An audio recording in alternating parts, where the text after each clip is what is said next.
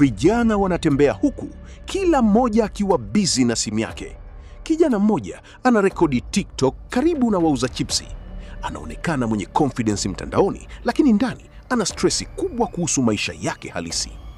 Kijana anapiga picha akiwa karibu na gari la kifahari ambalo si lake.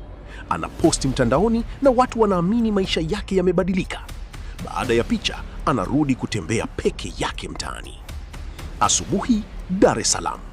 Bodaboda, wamachinga, creators, wasanii, kila mmoja anapambana na maisha. Kijana wetu anajaribu kurekodi content huku akiwa hajui atapataje hela ya siku.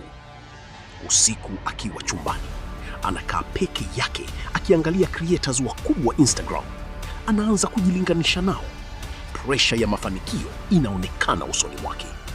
Video zake hazipati views. Anaanza kukata tamaa. Anatembea usiku wa Dar akiwa hana direction, akitazama taa za mjini na magari yakipita kwa kasi. Anaamua kurekodi video ya ukweli kuhusu maisha yake halisi. Hakuna fake lifestyle, hakuna show off. Anaongea ukweli kutoka moyoni. Video yake inaanza kuviral. Watu wanarelate nayo. Notifications zinaingia non-stop. Anaanza kupata matumaini mapya. Asubuhi mpya, Dar es Salaam. Mhusika anatembea kwa confidence huku city ikianza kuamka.